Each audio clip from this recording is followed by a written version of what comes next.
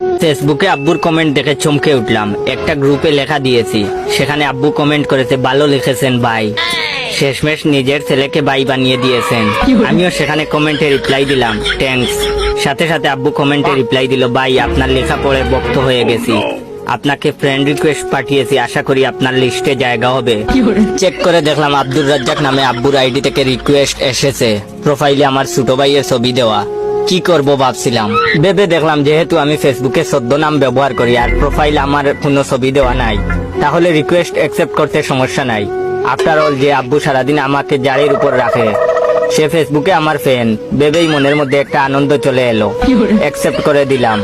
সাথে সাথে দেখি আব্বু আমার প্রোফাইলে কোপাকুপি শুরু করে দিল। লাইক আর কমেন্টের জোরে ফোনের নোটিফিকেশনের তুফানের মতো আসতে লাগলো। ফোন হ্যাং হয়ে গেল। মনে হচ্ছিল পাশের রুমে গিয়ে বলি, আব্বু তোমার পা ধরি, এবার থামো। যে একটা নষ্ট ফোন চালাই, তার উপর তোমার এই নোটিফিকেশনের অত্যাচার, থামাও। অনেকক্ষণ পর আব্বু থামলেন। রাত 11টার দিকে আব্বু মেসেজ দিলেন, ভাই তুমি মনে হয় আমার ছোট হবে, আমার বয়স 48 চলে, আমার 2টা ছেলে একটা মেয়ে আছে, আমি তোমাকে তুমি করে বলি। আমি রিপ্লাই দিলাম, ঠিক আছে ভাই, সমস্যা নাই। আব্বু আবার মেসেজ দিল, কাল কখন গল্প পোস্ট দিবা? আমি রিপ্লাই দিলাম, সকাল 10টার দিকে। পরের দিন একটা গল্প লিখলাম, সেখানে একজন বয়স্ক লোক স্ত্রী বাচ্চা কাচ্চা থাকার